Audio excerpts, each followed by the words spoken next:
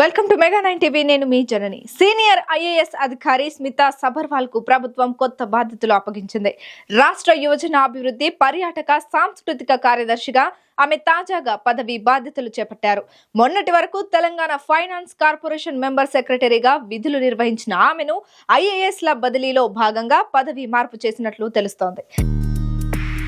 గత ప్రభుత్వంలో కీలకంగా వ్యవహరించిన ఐఏఎస్ అధికారిని స్మితా సబర్వాల్ గత కొన్నాళ్లుగా తరచూ వార్తల్లో నిలుస్తున్నారు. కేసీఆర్ హయాంలో నిర్మించిన కాళేశ్వరం ప్రాజెక్టులో అవినీతి జరిగిందని, అందులో స్మితా సబర్వాల్ పాత్ర కూడా ఉందని ఇటీవల వార్తలు గుప్పుమన్న సంగతి తెలిసిందే. ఆ మధ్య ఆమెకు నోటీసులు కూడా జారీ కావడం కొంత చర్చనీయాంశం అవుతూ వచ్చింది.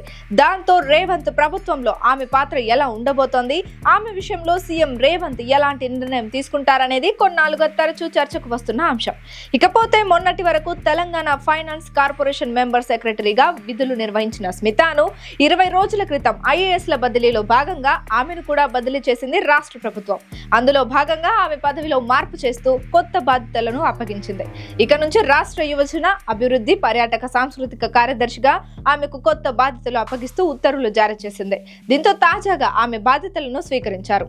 ఇటీవల మహారాష్ట్ర అసెంబ్లీ ఎన్నికలు జరగగా అక్కడ బుల్దానా, మల్కాపూర్ అసెంబ్లీ నియోజకవర్గాలకు ఎలక్షన్ జనరల్ అబ్జర్వర్ గా ఆమెను కేంద్ర ఎన్నికల సంఘం నియమించింది. దీంతో మొన్నటి వరకు స్మితా అక్కడే ఉన్నారు. సుమారు నెల రోజులుగా స్మితా సబర్వాల్ మహారాష్ట్రలో తన సేవలు అందించారు.